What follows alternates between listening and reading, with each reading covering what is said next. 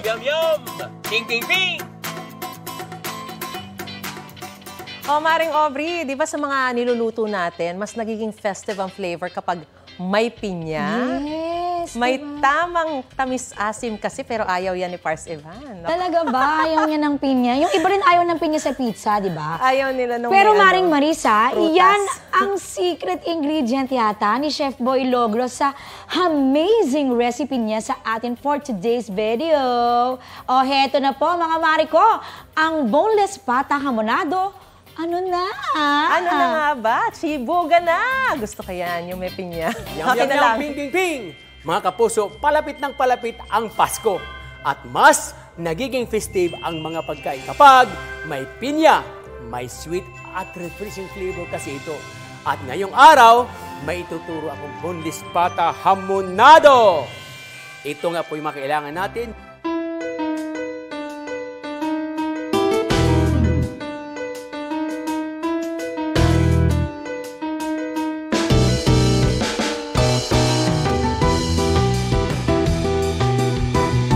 Ito po ang gagawin natin. Bubundisin natin. Tuturuan ko kayo paano magbundis ng pata. Mula dito, dahan-dahan ko talaga yan. Inuunti-unti ko yan ginaganon hanggang sa paliktaran, hanggang dumating sa dulo. Nakita mo po yan? So hindi ko pinutol. Hanggang maging ganyan mo siya. Oh. At kapag nabuo mo ng ganito, nabuo mo na, dahan-dahanin mo naman tanggalin dito sa dulo. Yan. Dulo lang yan. Yan. Buto.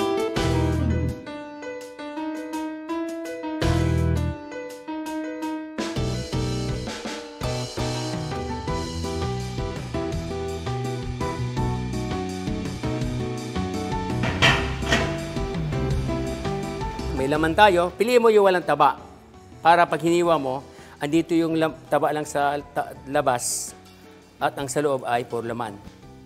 Bago natin ilagay dyan, titimplahan muna natin. Tinipasok natin sa loob. Tulad yan. Yun. Yan. Okay. Kapag ganyan na po siya, tatalian natin ng twine. Ito yung abaka. Pwede rin po yung yung tinatawag natin na butcher string. Ito kasi ang humahawak doon sa pata para hindi siya maging buhaghag. Alright, so tali. Dito sa may paa niya, ganyan natin. Tapos tali ulit. Then sa ilalim, mga kapuso kita mo? Hindi mo na kailangan angatin Then, tali ulit dito. Are you ready? Excited na akong maluto, di ba? So, ilagay na natin dito sa kumukulong stock. Okay? So, antayin natin for 3 hours, 3 hours to 4 hours natin pakuluan. Pagkamulo na, pahinaan, simmer for 3 to 4 hours. Bukod sa nagdaragdag ng flavor. Alam nyo ba na itong pinya ay mayroon po siyang taglay na good for the heart?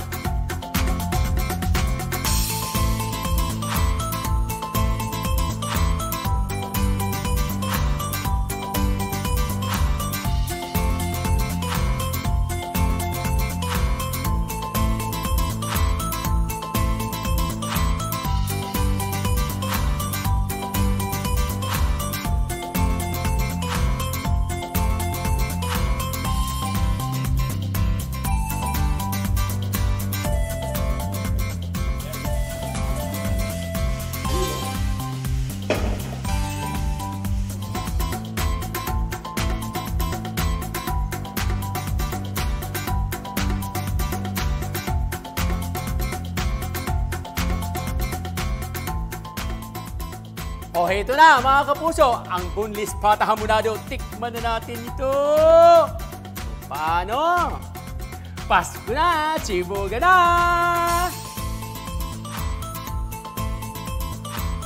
Kapuso, alamin ang maiinit na balita. Bisitahin at mag-subscribe sa GMA Integrated News sa YouTube. Sa mga kapuso abroad, samahan nyo kami sa GMA Pinoy TV at sa www.gmanews.tv.